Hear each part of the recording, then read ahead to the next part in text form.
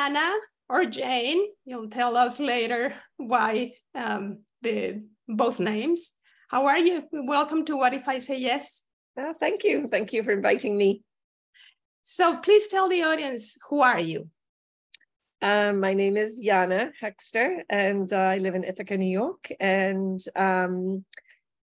I'm originally from Nottingham in England and moved here when I was 19. And I've spent a career raising money for charities, for nonprofits.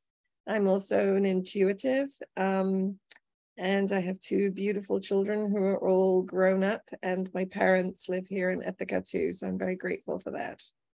Okay. Now tell the audience how we know each other.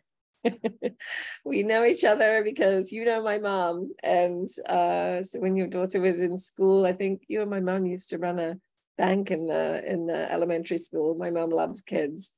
And she has always had kids in her life. You might not know this, but she had brothers who were 10 years younger than her, so she kind of half raised them. Then she had my brother and I when she was 20, and then by the time we had grown up, the younger brothers were producing kids, so she helped raise those kids. And then of course by the time they were raised, my brother and I started having kids. So she's kind of run out of natural family kids when they moved over here, because even though the cycle is still going through in our family, she's over here. So she's done a very good job of finding other people with kids to hang out with and share all her maternal love, so with which she has an excess. So.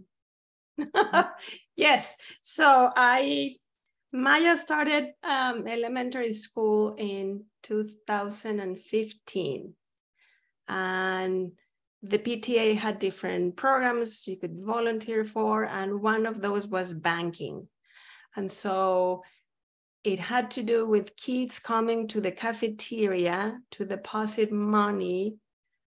It was an account in a credit union, a local credit union. And so they would come to the cafeteria, deposit their money. We would do the slip, fill out the slip, and we would tell them how much money they had, something like that. And so I thought it was a lovely idea. I volunteered, and the volunteer who had already been doing that was Valerie, your mom. And very quickly we became friends because she's such a lovely, lovely woman. We laugh a lot when we're together. So very quickly we became very, very good friends. And so I met you, well, I heard stories about you as Jane. And well, I know a lot of things about you, but when I've listened to all my mother's stories though. I have your mom's version of some of your stories, let's say, life stories. And so when it came time to think of new people to interview for my channel, I sent you the invitation. And then, no, I think before you emailed my husband for something, you were preparing something, a surprise for your parents. And so we saw that your name was not Jane. Mm-hmm. And then I sent you the invitation, and then I asked you, I know you as Jane, but now you're Jana, so what's up with that? So please tell the audience why I knew you as Jane and you're Jana. Okay, well, I was born and raised as Jane, and but when I was 18, I lived in Denmark for a year, and in Danish, they don't have the ja sound. They cannot pronounce a ja. And so they used to call me Jana because that's what the Danish variant is. And I really loved it. I loved it. It's like such a pretty name. And then I moved back to England for a short while, and I wanted to keep the name. And I was like, well, but it was a little too crazy and, British culture at the time to just randomly change your name. And so, but years later, I was at a retreat center with a dear friend, and we were connecting, and I told her that story, and she was like, oh, you definitely are a Jana. I'm going to start calling you Jana. And it stuck really fast. My friends started calling me Jana, and my kids started calling me Jana, and So it's, and then when I published a book around that time, and I used to pick up the phone and I would look at the phone to see who was calling. And then I would say, this was before we had cell phones as much. And I would pick up and I would say, oh, do I need to say, hello, it's Jane, or hello, it's Jana? And I'm thinking, this is just crazy. I should just tell people what I prefer. So I prefer Jana. If people call me Jane, I am totally fine with that because I'm the one that changed my name. So that's how I ended up with Jana. So legally, you are still Jane. Yes. And yeah. And so, yes, if I call a credit card company, I'm Jane. So. Because I have a friend who at some point in her life decided to change her name legally. But we had known her for so many years with the other name. And it took us a minute to get used to calling her this other name, but she felt that that was now her new identity. So, I mean, I can't imagine changing my name. Like the only two versions I have is Lucia, which is how everybody calls me, or Lucy, which is only allowed for people in my family. So very, very interesting story. So now, Jana, tell us of a moment in your life when you asked the question, what if I say yes? You said yes and did something. What is it? Oh, okay. I have two things. So can I have two things? Sure. The first was when I said yes to walking the Camino de Santiago and that came about because I'd done an intuitive session for a client who had been caring for her mother. She'd been really sick, and and I hadn't heard from her in about a year. And I was just looking at my list and I was like, oh, I haven't heard from her in a long time. I think I'll give her a call. And actually, I should back up a little bit. I had, prior to that, in the weeks prior to that, I had gone to see my acupuncturist. And she was telling me that her 80-year-old father and 18-year-old brother were walking this thing called the Camino de Santiago. And I was like, oh, what's that? And she was saying, oh, it's this pilgrimage in Spain and you walk 500 miles. And I was like, oh, that sounds fun.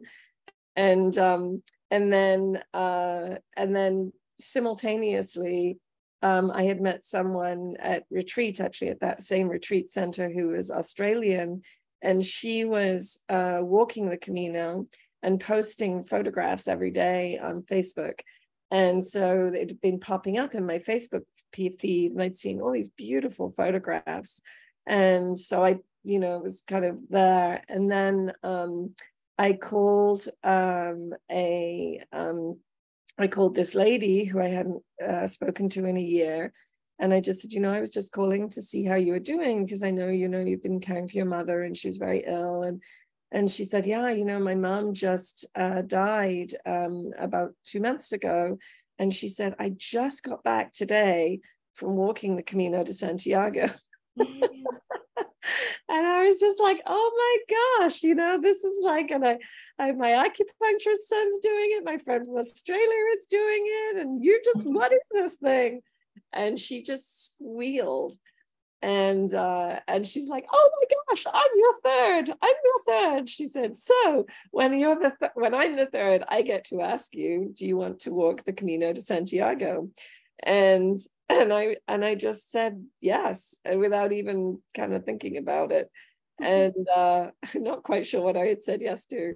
And so we chatted for a while, and I went downstairs, and when my daughter was, I guess she would have been 16 at the time. And I just said, hey, do you want to go on a 500-mile hike across Spain with me next year? And she's like, yeah, sure.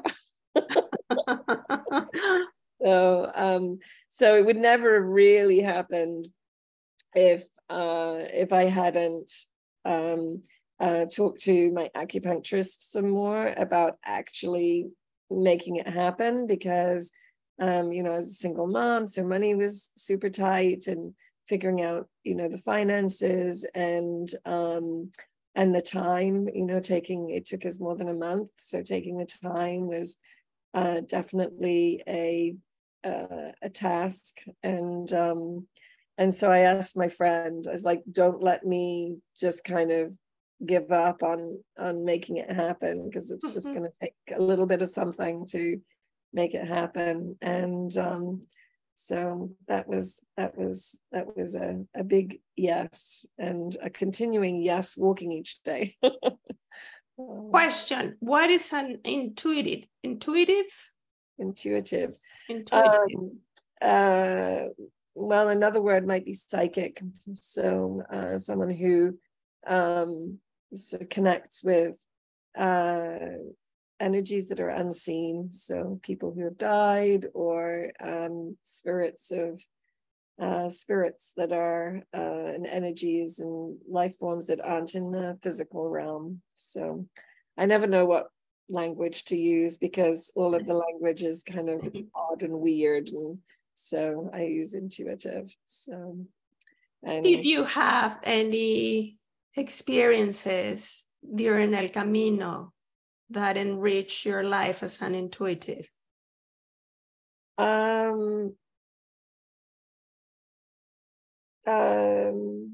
No, actually. And I think that was a lot of people who walk the Camino are seeking, or they're, you know, some people have had or are having health crises. They may have lost their job, or quit their job, or they need to decide to quit their job, or there's, you know, a lot of transitioning and seeking and healing a lot of wounds. People have, you know, lost family members in some very painful ways.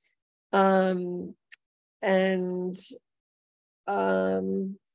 I actually blithely say no, but there's probably a bit of yes in there too, because what was they say that your Camino is your Camino, and everybody's Camino is different. And I think, and it really is fascinating to see how the process works with different people. So the first night I was there on the Camino, I had lots and lots of really powerful dreams, and which I don't normally do. Like sometimes I'll dream, but these were, and I was just like, whoa, what is this place? Like I could feel it as soon as I got there. It was just this energy. But the reality of it is you're walking 12 miles. You don't have to, but most people walk, you know, 12 to 15 miles a day, and with a pack, and it's tough on your body. You know, you're not used to doing, I wasn't used to doing that.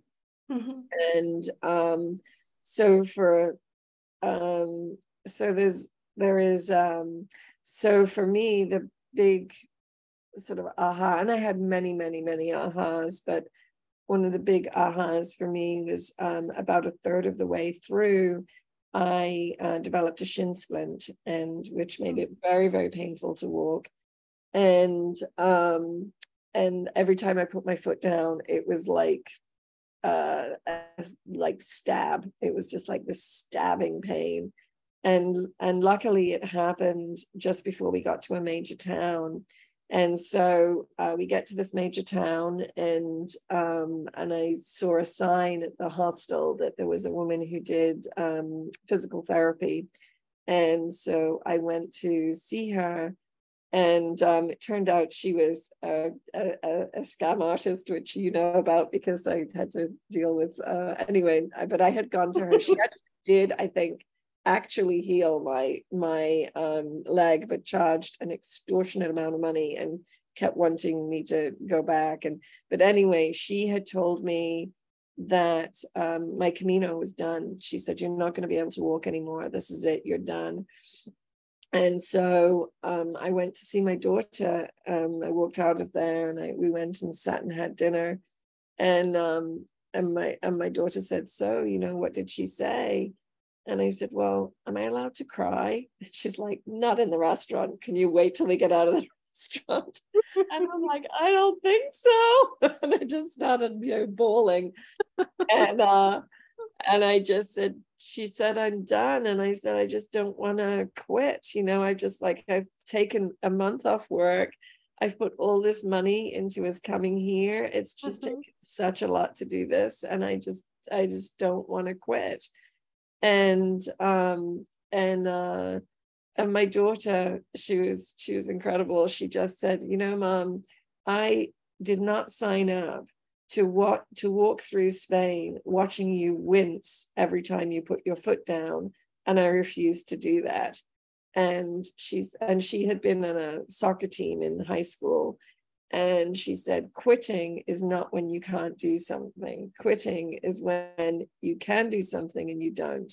You cannot walk, and therefore it is not quitting. She said, we're going to go to a beach and we're going to sit on a beach for a couple of weeks and we'll have a good time, and then we're going to go home. And I'm like, And I remember just thinking to myself, what if I don't wince when I put my foot down? What if she won't notice? And so anyway, we had so we went back to the hostel, and I guess it must have been a Saturday, and I had posted on Facebook, and one of my friends had seen my post on Facebook and was a cyclist, and he said, can you rent a bike? And we had just gotten, so the way the Camino works is there's big mountains, and then there's a flat desert, and then there's big mountains again. And we had just gotten to where the desert started. And I'm like, we could actually ride our bikes through that. And so I asked at the hostel, and they said, oh yeah, there's a bike place in town. You could try and see there. And so I called, and the guy said that we could rent a bike for 3 days and then drop it off at the next big town. And they had this service where they moved bikes back and forwards. He said, but we're closing in 20 minutes. So he said, you have to get here soon. So I hobbled, she walked fast. And we got to the bike store and we got bikes, and then we just rode bikes for the next few days. And we actually was a bit of if it would have been more comfortable to do it in 4 days. So actually having the 3-day even kind of made it more challenging, because it kind of kept, even though we were on bikes, it kept us, going. And then while we were riding the bike, I just had this, kind of epiphany of, I'm such a type A personality of wanting to get to a destination. And I just said, well, I'm in this beautiful, beautiful place with my beautiful, beautiful daughter. And I'm not Catholic. I'm not even Christian. I don't care about getting to Santiago. And so I'm just going to make a commitment to doing this beautifully. And that means also treating myself beautifully. And so I made a commitment to walk with beauty, and for myself, to myself, and to other people, and to treat the world beautifully and other people beautifully, and really walk with beauty. And that has really stayed with me as a commitment. And so I turned to my daughter and I said this to her, and she turns and she looks at me. She's like, Mom, we're getting to Santiago. Because I said to her, I was like, oh, if we don't get there, a couple of days shy, and she's like, no, we're doing it now. So we after we dropped the bikes off, my leg had healed enough that I could walk, and I couldn't carry a pack. If I carried the pack, it was too heavy. It would hurt my legs. But But we did, I could walk all the way, and then we just had my pack shipped forward, and we made it before our flights. So it was and my daughter also had a insight around enjoying the journey, that it's not the destination, it really is the journey. And because she's, at that age of, graduating school, going to college, all about destination. And I think something settled deep in her about, if the journey ain't fun to the destination, there's no destination worth it. And I'll tell you, just so people have an understanding of the complete polar opposite experience that some people have. Some people get, sick on day one and have to leave, and it's perfect for them because of what that teaches them about it, or, but on the very last morning, we were walking into Santiago with this really lovely young man. I think he was from Texas. And he had just graduated college, and he had developed some knee pain, probably about halfway through. A lot of people get injured, and almost everybody, honestly, is injured in some ways. They have blisters or knees or shins or ankles, or because we're just not used to doing that kind of thing day after day after day.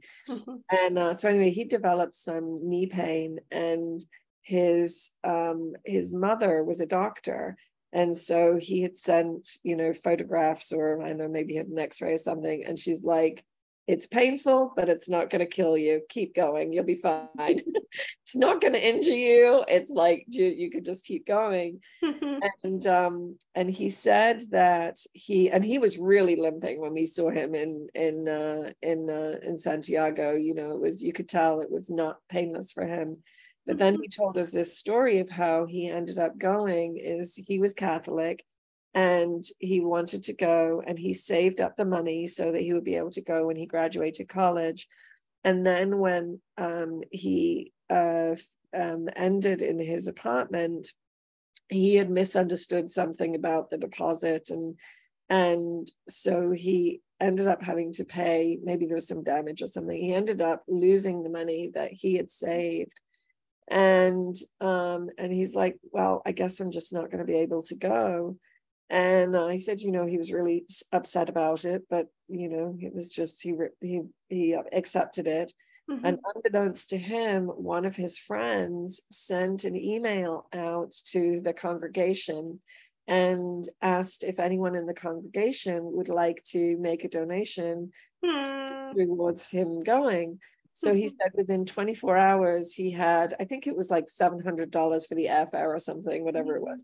And and so he said within 24 hours, the money came in. And he said one of the people that gave him a donation, and a significant donation, was a woman who had some kind of degenerative disease. I can't remember what it was, and which made walking very painful for her.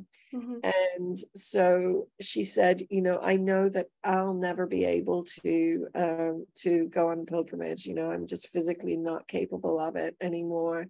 And she was quite young. I think she was in her 40s or 50s. And but she said, there's a long tradition of people doing pilgrimages on behalf of others. And so she said, I'd love to counsel you to do this pilgrimage, with, and kind of take my spirit with you. And so he said when he was, when his leg was hurting, he said he just had this thought that, he was this young, strong 20-year-old guy. And he said, it's okay, so maybe it's going to be a couple of weeks of it being painful for me, but I'm going to go home, I'm going to have some soup and a good sleep, and I'll be fine, and I'll carry on with the rest of my life. And for this woman, she would never get beyond that. She would, every time she took a step, every time for the rest of her life, she would always have that. And so he said, how could I not carry on? Because it was just you know, she believed in me to do this, and so I'm just going to do it for her. And so he said that's what he'd been doing, recognizing that you know, he was working on her behalf, and he said it had been really life-changing to him, because he said up until that point, if something got difficult, he would often stop, and he would, you know, he would give up, and he said, now I know I don't need to stop when something's difficult or painful. And it was kind of interesting for me listening to this, because my experience was almost the polar opposite. For years and years and years, things got difficult or painful, and I just worked through it. I just pushed through it and get something done. And, you know, the lesson for me had been, you don't need to do that. You can just walk with beauty. So anyway, so it's interesting to me how different, you know, everybody has such different lessons, and there's something truly magical and beautiful about it. So there really is. There's something really, really beautiful about the Camino. And I don't know if I think it's just been that there's literally been millions of people praying along that path for thousands of years. I mean, the Catholics made it a Catholic pilgrimage, but I'm sure, bet your bottom dollar, it used to be pilgrimages. They used to be an altar to the sun at the end. If you walk a couple more days, it takes you to one of the most western points in Europe, and that you end up looking out over the Atlantic, and there used to be an altar there. And I'm sure for many, many, many, many years people have walked that route. It's supposedly aligned with the Milky Way, the trajectory of it is. And there's all these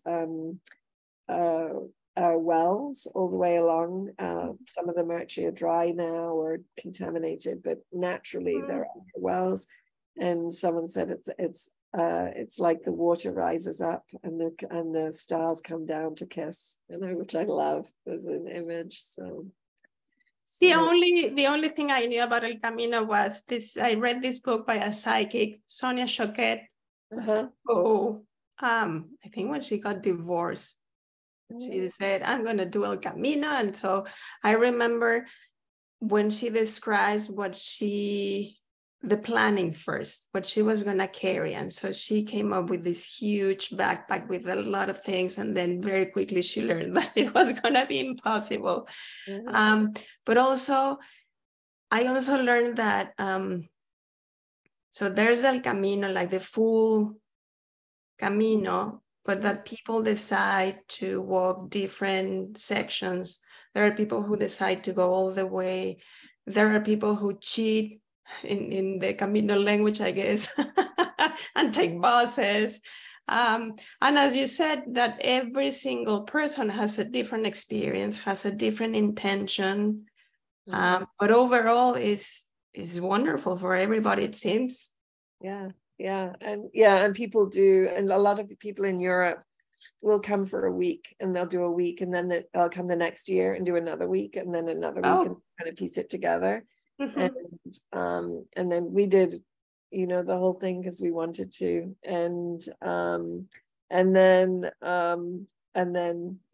everybody has different experiences. Some people are, you know, they'll take the bus, they'll take it easy, and some people are like, no, we're walking every step. And we did take a bus one afternoon. Catherine, my daughter, got very sick, and she just slept for, I think it was like 2 days. She just slept and slept, and then woke up and was fine. And so we did take a bus that afternoon, I think, just to put us one more day ahead, just so we could but other than that, it happens a lot, and so it's interesting, the puritanicalness of the American psyche. You can really see it, you know, in that. It's like, you know, some cultures are like, oh, it's fine, whatever. And, and that kind of, I'm going to walk every step and I'm going to do it well. And,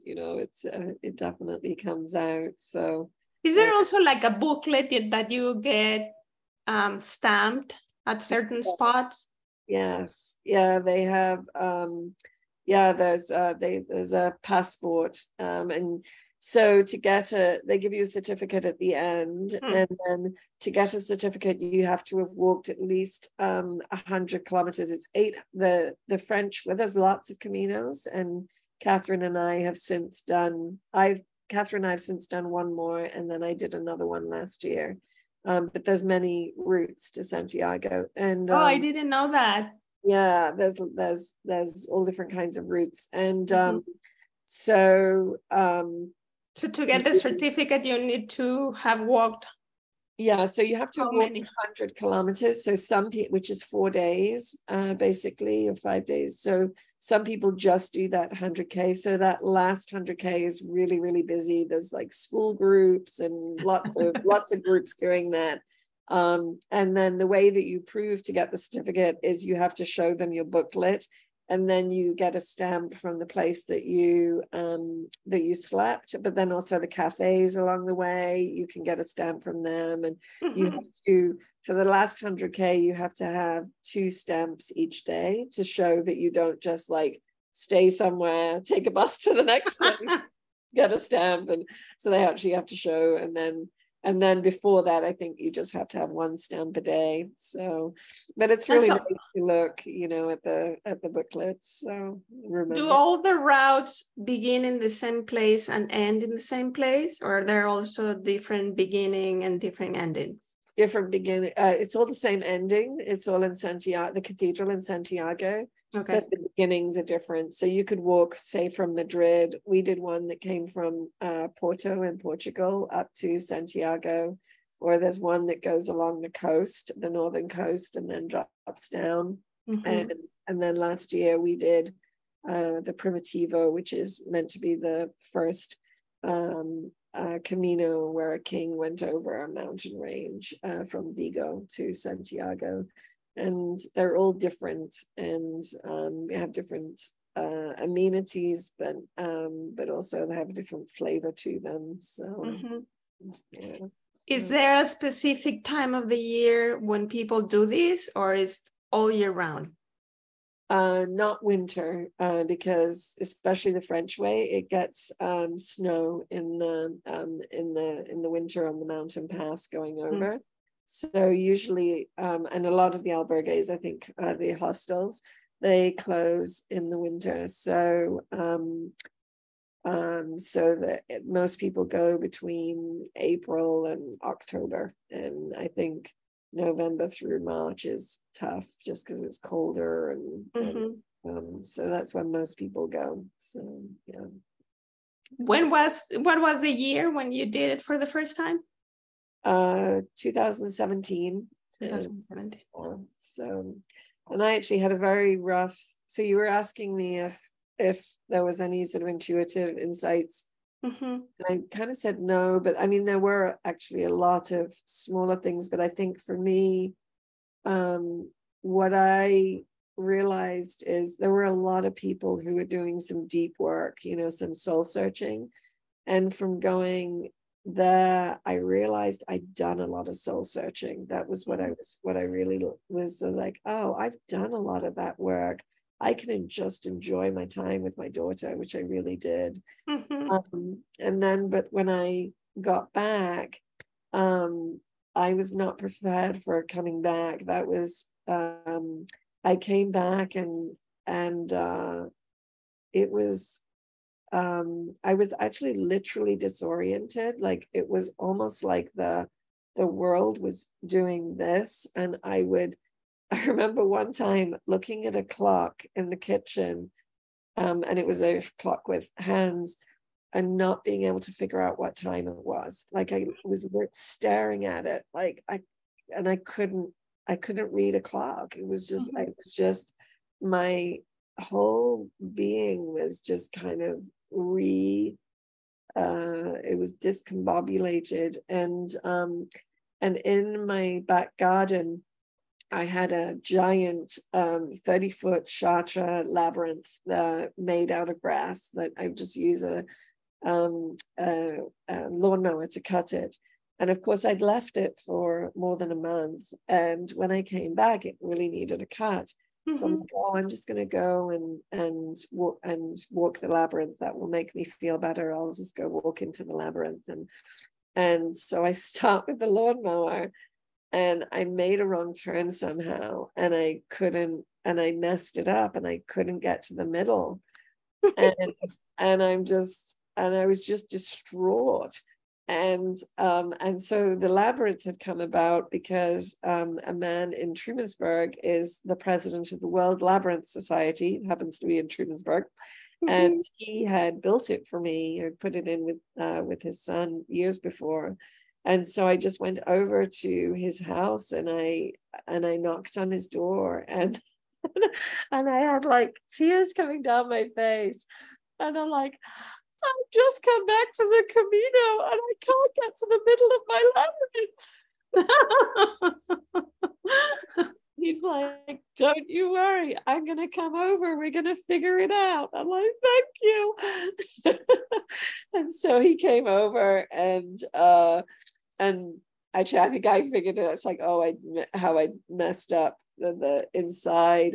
But I thought it was such a great metaphor that I had. So what did that tell you? That I couldn't find the middle again. I needed to find the middle again. And I just needed to find how to get to the middle in it now after the pilgrimage. And it was rough. When I first came back, I think the best way I have, and I know other people have felt this way too, because I've talked about with them since, but the best word I have for it was grief. I really, really missed the Camino. I missed walking in nature every day for 8 hours. I missed the community of people from all over the world. I miss the simplicity. It's just like, it's, you, my daughter, in the backpack, and no bills, no deadlines, no complications. And I think the other thing was that my whole life I've worked for creating a more beautiful world, of raising money for nonprofits. I've always just wanted to create a more beautiful, gentle, peaceful, loving world for us to live in. And it breaks my heart most days, seeing what we do and how we do it. And on the Camino, I sniffed it for the first time in my life. Like, it wasn't all like that, obviously, but on the Camino, people from all over the world, all different backgrounds, help each other out, and the people on the Camino are just, generally just really blessing and loving, and it's like a gentler world is possible. And if it's possible to do that, walking a Camino, walking a pilgrimage in Spain, it's possible for us. I sniffed it. That's really what it was. It's like, it gave me not hope. Hope isn't the right word, but it's like, oh, this is what I've always wanted to experience, and I did in some way. And then the other thing was, I remember getting up one morning and just feeling this grief, and I'm like, I'm just going to go on my bike. And so I just jump on my bike, and it was like 5:30 in the morning, and I just jump on my bike, and I'm riding down the hill to come to the Taganic Park where the bike trail is, and I just started crying, and I just cried and cried and cried, and I just rode my bike and cried for I don't know how long, and I remember feeling I remember just feeling like utter grief or sadness for how we treat the world. Is we have this incredibly beautiful world gifted to us. It's a gift for all beings, right? Not human beings, all beings. And that all beings, that there's plenty for us to eat, there's plenty for us to make clothing with, like all of it there's plenty for every being on the planet. And I felt like it was kind of like you'd given someone this really great Christmas present and they ripped open the wrapper and then just tossed it aside and not even said thank you or like, oh, thanks. And I felt like that's how we've treated. And I just got in touch with that, of the sadness of that, of like, and you so, mentioned you did El Camino in 2017. yes. So when you came back, we were still in the 4 years of a Trump administration.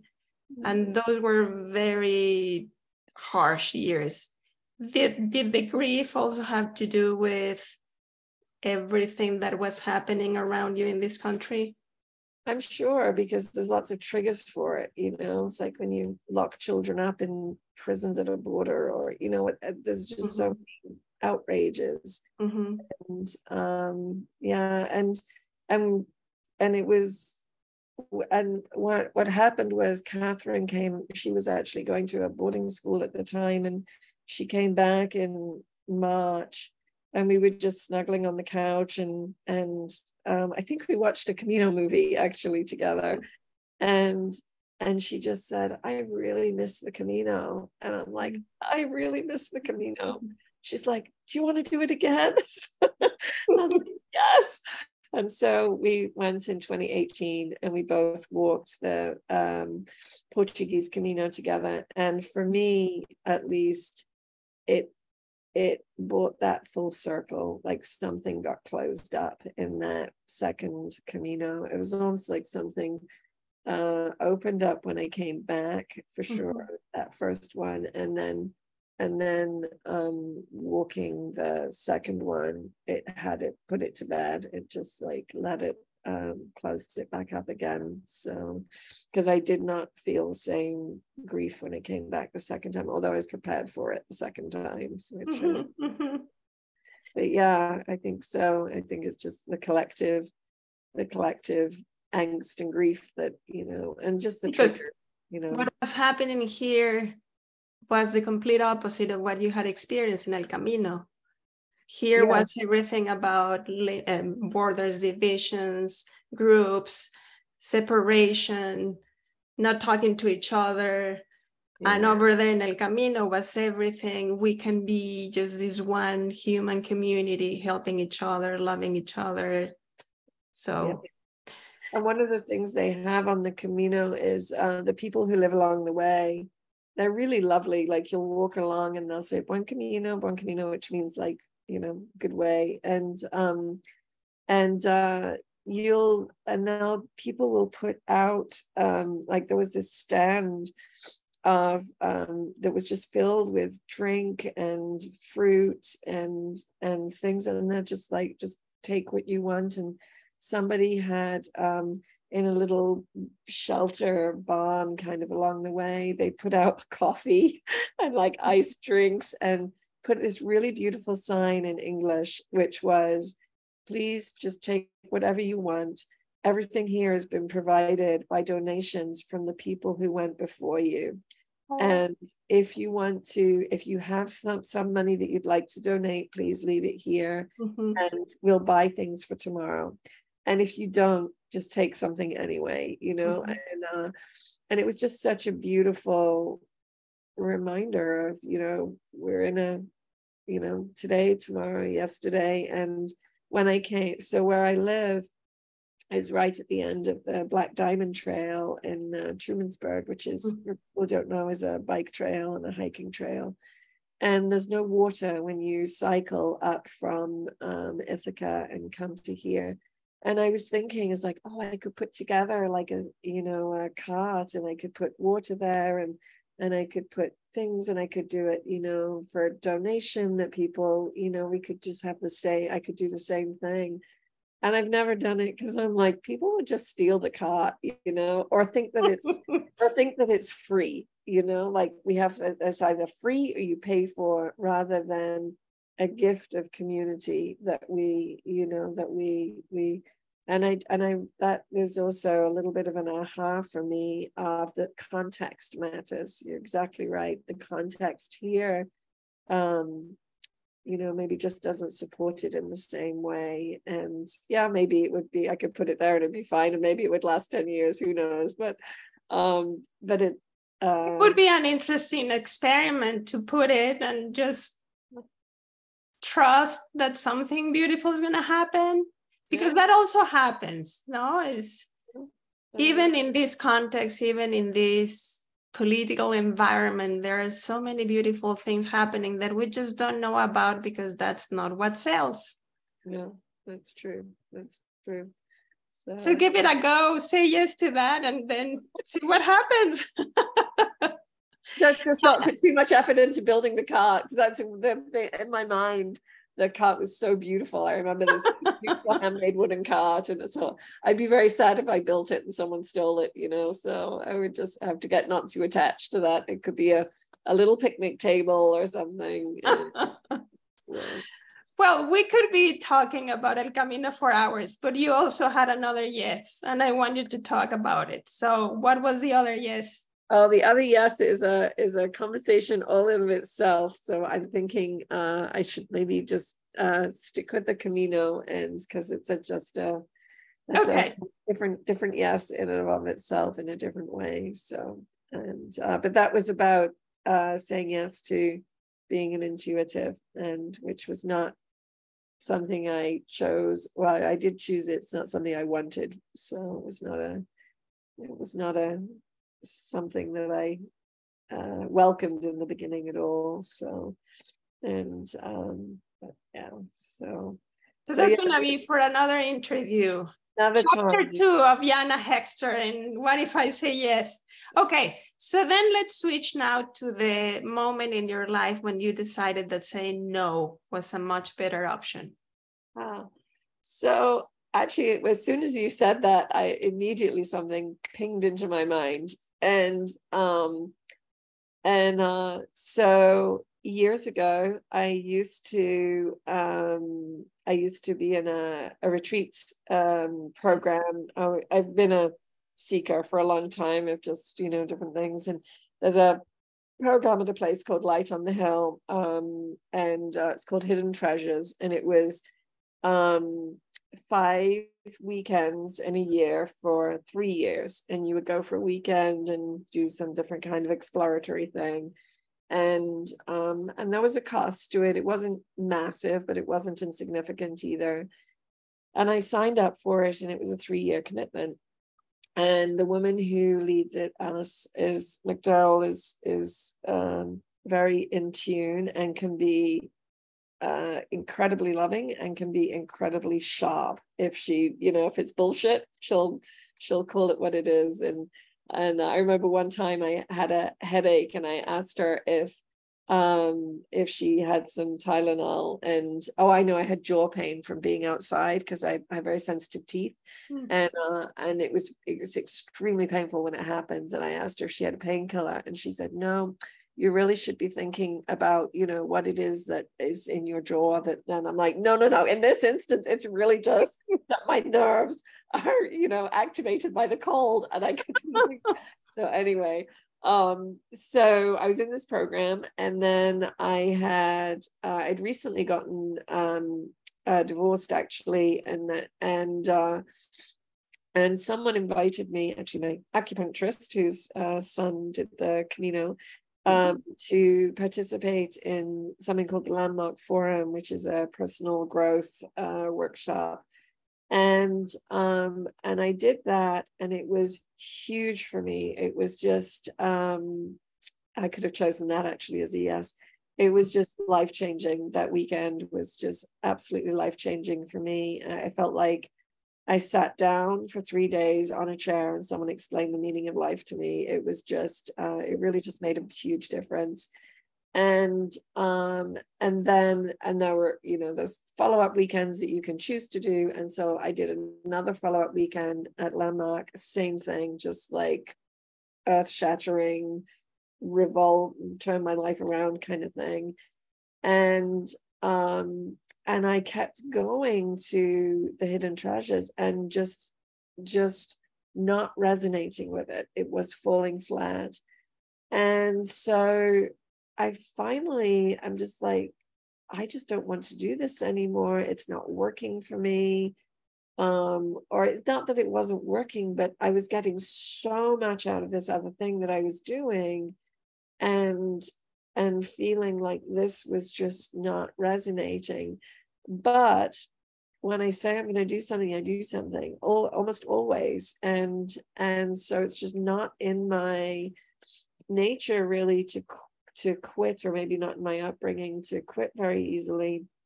And so, but I did speak to Alice, and I just said, you know, I want to finish doing this. I don't want to come back for a second year.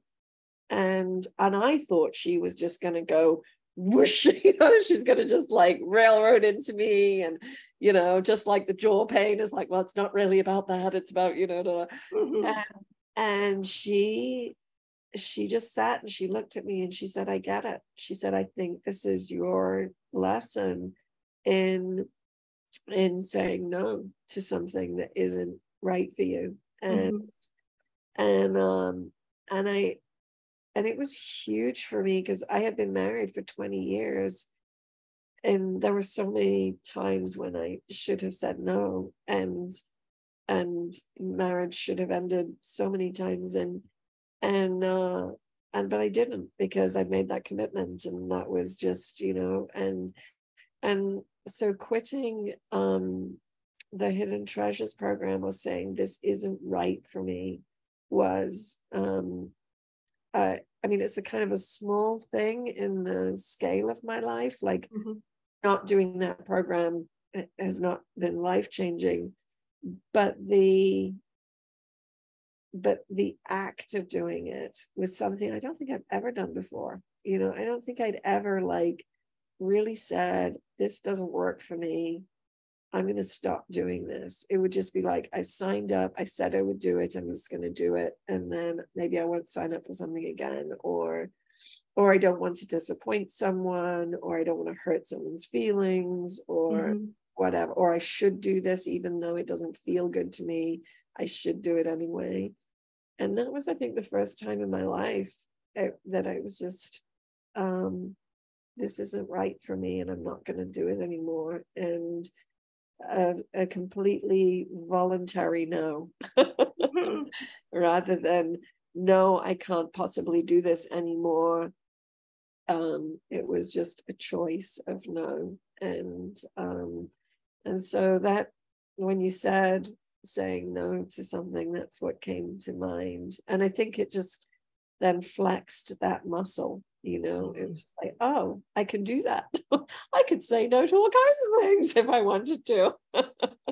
so it's interesting, because with this and the experience you had in El Camino, it seems, and then going back to the labyrinth, it seems that in the yes and the no, the specific yes and no, what you needed was to come back to your middle, kind of to your center, and figure out what is it that you wanted, or what is it that you really needed at that moment, regardless of the expectations, or regardless of the plan that you had set up for yourself at the beginning.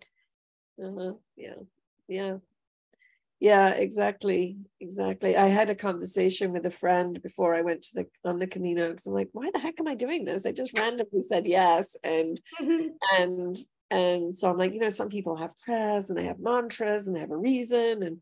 And I talked to her, and she helped me see that really I was just, I love adventure, and I was going on an adventure, and I would see what unfolded. And what unfolded on the Camino really was life-changing. And just, it's I think everyone should go on a pilgrimage every year. I think the world would be a lot better place if we all went on pilgrimages, because it's what I learned on the pilgrimage is I think it's one of the few places where you just have to allow, right? Mm-hmm. You just, it can be hot one day, your knees are hurting, your ankles are hurting, and you don't want to go another step further. But you know what? There isn't another village for another 3 miles. So we're walking. Or it's raining. It's raining, or it's just, or you're bored. I don't want to do this anymore. And it's just like, so what? I don't care if you're bored. I don't care if you're hungry. I don't care. It's just like, we're doing this. And there's something very freeing in overriding what usually stops us, which mm-hmm. is, I'm in pain, or I'm bored, or this isn't exciting enough, or need a result, or whatever it is, right? All of that is just gone. It's like you're walking for 12 miles today. There's a path. You don't even have to think about it too much. And you see who turns up and what conversations come, or none, that you're walking alone and in silence. And that's it's just an exercise in saying yes to everything. Yes to, some people break their legs and can't walk anymore, and they have to say yes to that. And some people have all kinds of things happen, and it's just an exercise in, it's like yes to what is. Yes, that's it. Yeah. And what you think it should be, or what you wanted it to be, is just what is. Right. And then you figure it out.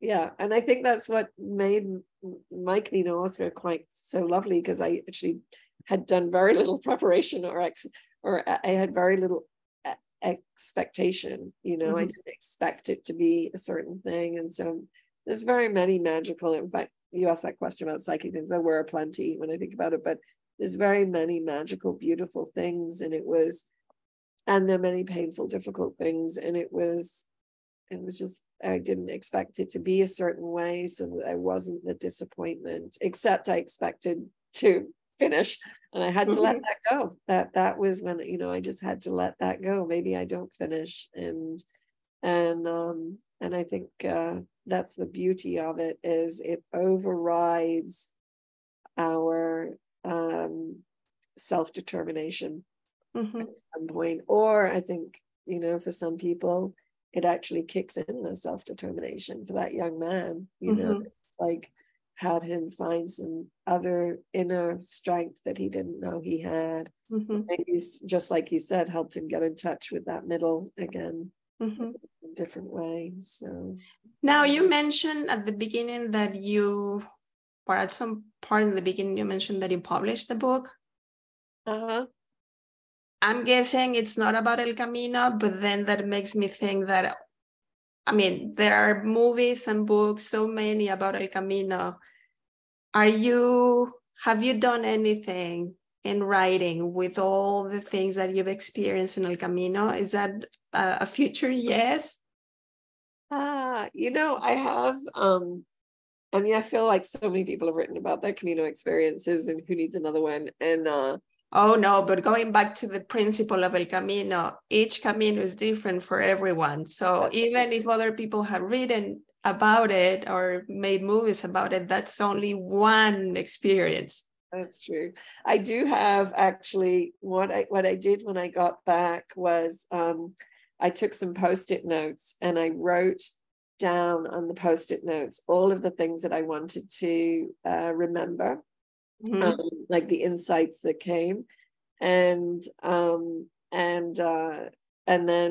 they're all in different colors, and I've kind of used it a little bit like a tarot maybe over the years. Like I'll flick through it each day, and I'll just pull one, and it's kind of interesting, like it'll often be, if I'm doing something difficult or boring, it'll be like, just keep walking. Sometimes, it'll be, so I've often thought about kind of taking those and putting them into a more beautiful format, and maybe write something about each one on the back, and but I haven't done that, but I've thought about it, so because it would be nice practice for me, and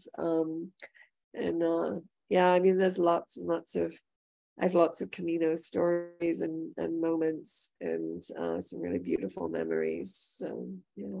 So it could be the El Camino card deck, and then on one side your thought or your reflection, and on the other, did you take pictures? Yeah, I've got loads of pictures. Yeah. And then on the other side, an image of what you experienced. Oh, well, I can see that already. I don't know if you're gonna do it, but if you do it, I'll buy that one. Well, we've gone over an hour, and we could be talking for hours, but you have something to do later on. So anything else you would like to add to the yes or the no that you've shared today? I'm going to add one really last thing, which I think is really good for people to hear, because it was so changed. We stayed at one albergue that was run completely by donation by a church, and in the evening we sat in the chapel, and we wrote down that we were going to be, I think we were 20 days away from the end, and we wrote down a prayer of what we wanted by the time we got there. And then the man, and we wrote them in our native languages, and then the man took out the prayers that the people had written 20 days before, so the people who would have been in Santiago, and then he gave them out by language. So like the Germans would have the German ones, and we would have the English ones, and we read them out, and we just sat there and we read the prayer of each person, and we hoped that they had it, like we wanted them to have had it. And then some people translated some of them, and some people had been raped multiple times, some people had lost their only child, it was just, and it made me realize, we have these conversations with people as we're walking in the day, and just listening. There was maybe 30 of us staying in that hostel, just listening to the range of experience in that room for that one night that people stayed there, of those 30 people. It just made me realize we have no idea what people are walking with.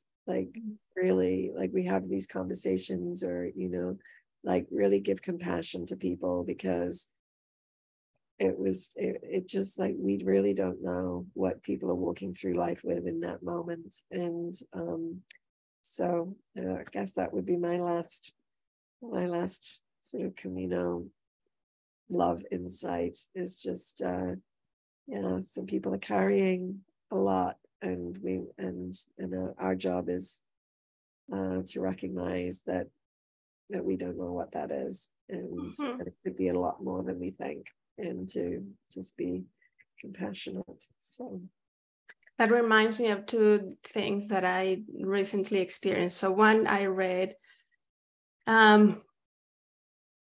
I didn't read. It was part of Ted Lasso's series that it was more important to be, or it was better to be curious than judgmental, or the way you got rid of being judgmental was by being curious. But then the other thing that I linked it to is I was having a conversation with my daughter, Maya, who is much more evolved spiritually than I am in so many things. And so I had an encounter with someone, and I just said out loud, and I didn't like that. I don't like that person anymore because blah, blah, blah. And then she was like, but why? You don't know that person. And then I started thinking, what you're saying is it can be just a daily exercise. Whenever you have an encounter with someone and suddenly you feel like, oh, I don't like that person, instead of that, switch it to, I'm curious why it made me feel that way, but I'm also curious to find out, or at least imagine what that person is carrying or what that person is going through. So if I knew that that person, for example, didn't smile or didn't say hello back to me, if I knew that that happened because she has a mother who's very ill and she's suffering a lot, then I would not have been this judgmental and saying, oh, I don't like her because she didn't smile back. If I just had that curiosity, then I would have had a different reaction. So yes, we can stay all with that reflection. Oh, wonderful. Well, thank you, Sia. Thanks for doing this. It was fun. So, and I appreciate you taking the time. And yeah, I'm sorry, I have no idea what time it is. So if I talk too much. It's so. 11:17. So but you still have time for your next meeting. Thank you so much for having come to What If I Say Yes. Thanks so much for opening your heart. And please send me now pictures, images, anything you would like to share with the audience to add at the end of this video that have to do with your yes and your no. Okay. I will do. And well, I hope I see you soon. Okay. All right. Thanks very much, Lucia. Thank you. Have a lovely day. Okay, bye-bye. Bye.